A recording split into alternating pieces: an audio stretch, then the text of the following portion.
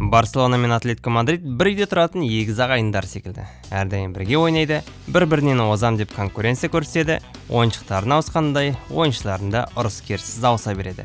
Тек Барселона бірнеше сағатқа үлкен ағасы-ау, себебі көп кезде жеңістерге жетіп жатады. Осы маусымның өзінде бұл 5-ші мәрте кездесуі және сол соңғы 4 ойында 3 рет Барселона жеңіске жеткен. Алайда осындай қатты маңызды ойындарда Ла Лигалардағы Барсаның жеңістерін елемеу керек секілді. Себебі Атлетико Кубок не Чемпиондар Лигасына мүлде басқаша шабытпен шығады. Кейде өзінің жанкүйерлері танымай қалып та жататын жайттар да бар. Әйтпесе соңғы ойыны осы 4-5 күн алдын ғана болды ғой. Және сол ойынға Атлетико бірден жеңіліспен шыққандай көрінді. Ойын бітем дегенше алаңда өте сирек ойынға кіретін жас ойыншыларды байқауға болады. Сөйтсе күштің бәрін осы ойынға сақтапты. Сонымен қызықты ойынға шолу жасап талдап көрейік. Сіздермен бірге желаяқтарыңызды қолдау ретінде видеоға лайк басып ардаған тіркеле кетіңіздер. Ол мен үшін және команда үшін үлкен шабыт.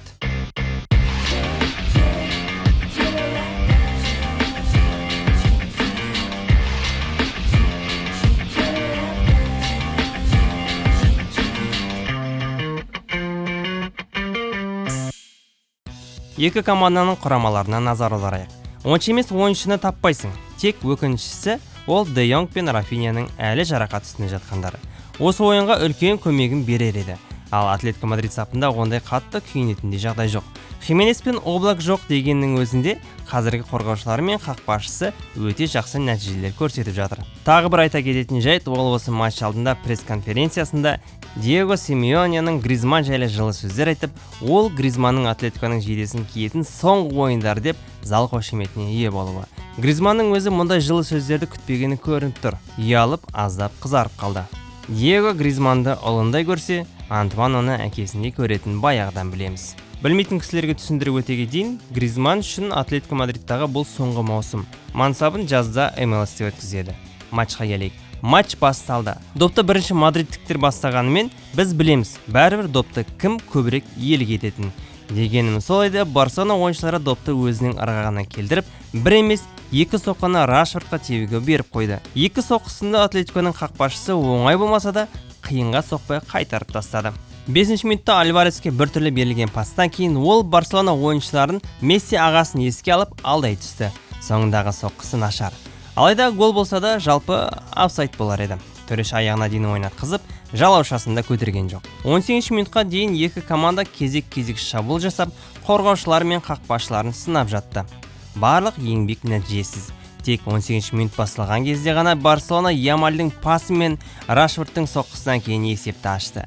Оның өзі офсайдтан екен. Әзірше есеп бәрібірде 0-0. 30-ші минуттағы Дани Олманың допты дронға байлап ұшырғандай әдемі пасын Рашфорд әдемі пайдалана алмады. Осымен бұл жігіт неше мүмкіндігі жібергенін тіпті санап үлгермей жатырмын. 32-ші минутта алаңға Месси шықты. Кезінде Атлетиконың ойыншыларынан дриблингімен маза бермейтін. Ал енді сол кезек Ямальға бұйырғандай. Алдында 5 ойыншы тұр демеді-ау мына сәтте. Кіріп жатыр, алдап жатыр, өтіп жатыр, тек соңында нүктесін қоя алмай жатыр. 41-ші минутта әбден қорғаныстан шыға алмай жатқан Атлетико міне дегенде әдемі қарымта шабуылға шығып, Альварестің Симеонеге бірге-бір шығуына берген пасын Кубарси құлатып жоққа шығарды. Жылдам эпизод болған соң не болғанын түсінбей қалдым. Төреші сары қағазды көрсетіп, айып соққысын орындауға мүмкіндік береді. Бірақ Мадрид ойыншылары мен бапкері Диего бұған риза емес. Сарысын ес қызыл керек деп шулап жатыр. Төреші бір сәтке ойланып, варды көрейін деп барып, өз шешімін қызыл қағазға ауыстырды. Негізі меніңше сары емес, қызыл да емес, бір оранж түсінде қағаз болса сондай дерем. Тек сарымен шектелу үшін алаң ортасында құлату керек еді. Әйтпесе мұнда ол қақпашымен бетпе-бет келейін деп жатты. Қызыл дейін десем, кезіндегі Вальверденің Маратаның аяғынан шалғанды эпизодты байқамадым. Яғни өрескел дөрекілік. Бәлкім төрешінің ойы сол. Қасақана шабуылды тоқтатты деп үн қатып отырғаны. Ал енді осы айып соққысын кім тебеді екен? Альварес пе, әлде Гризман ба? Екеуі де қас шебер. Бірақ тебуге жылдамдық алған Альварес соққы жасап, ғаламат голға ие болды. Не деген сұмдық гол. Тамаша гол. Ширек финалдағы жалпы осы маусымның Чемпиондар лигасындағы үздік гол болуы ғажап емес. Бірінші таймды қорытындылайық. Жалпы әлем күткендей, тіпті Атлетиконы жанкүйерлер де болжағандай, допқа толық Барселона иелік етті. Тек пастарымен емес, шабуылдарын да найзағай өріп тұрған кездегі жаңбырдай тоқтатқан жоқ. Атлетика батқан балшықтан шығып, қайта балшыққа батып жолдары болмай, тек таймның соңында гол салып матч есебін ашты. Барселонаға бір нүктесін қоятын кісі болмай жатыр. Суарес, Ето, Дэвид Вилья сынды ойыншылар керек болып тұр сірә. Көмек береді деген Левандовски баяғыда емес. Екінші тайм басталды. Және гол салып алған Атлетико ойынды басқаша бастады. Жаңа тек қорғаныстан күтіп алу ниетімен жүрсе, енді прессингті жоғарылатып, үй иелеріне сес көрсетуде. Осының кесірінен 50-ші минутта Барселона қарымта шабуылға шығып, Ямальдың супер пасын Рашфорд тағы да мүлт жіберді. Мен осы кезде Манчестер Юнайтедтің жанкүйерлерін енді түсіндім. Бәсе, неге академиядан шыққан жас ойыншыларын Барселонаға кеткеніне қатты қуанды десем, бәленің бәрі осында екен ғой. 53-ші минутта енді Барселона қауіпті айып соққысына ие болады. Байқасаңдар, Барселона ағылшындық ойыншыға қатты сенеді.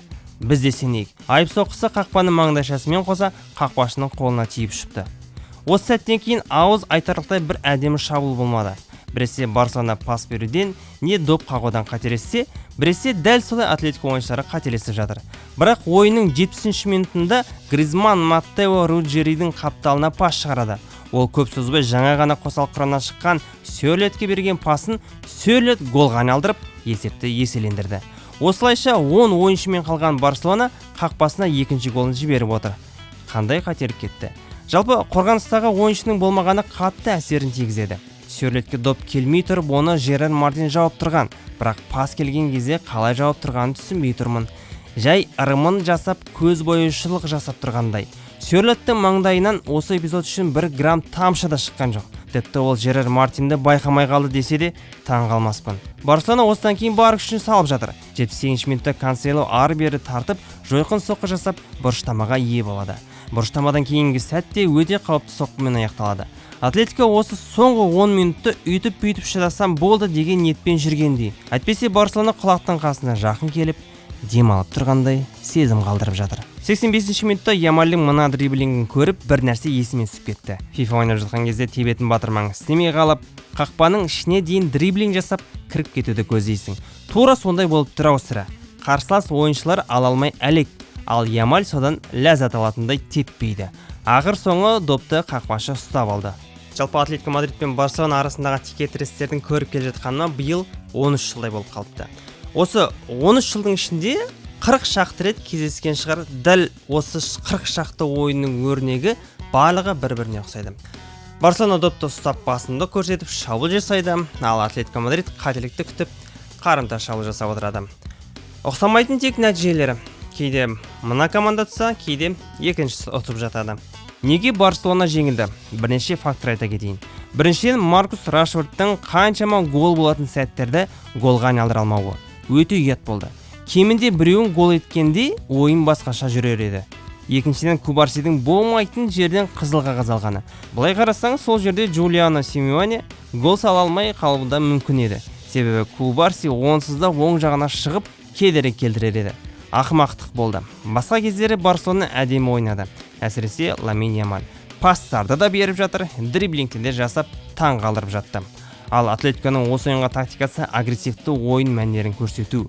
Байқасаңыздар, Барселона допты ұстаса, ережені бұзбайтындай дөрекілік көрсетіп жатты.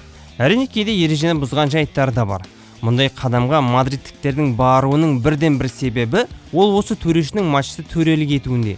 Ойынның бірінші минутынан бастап болмайтын құлау, соқтығыстарға мән бермей футбол көрсетіңдер, ойнаңдар деп ойнауға рұқсат беріп жатқаны. Сіздерге ойын ұнады ма? Жалпы жаман емес. Ширек финалдың соңғы нәтижесі тек келесі ойында ғана шешіледі. Сіздермен бірге желаяқты арнасы. Видеоны лайк басып, арнаға тіркеле кетіңіздер. Ол біз үшін келесі видеоларды шығаруға үлкен шабыт. Жақсы, қызықты ойындарда жолға берейік.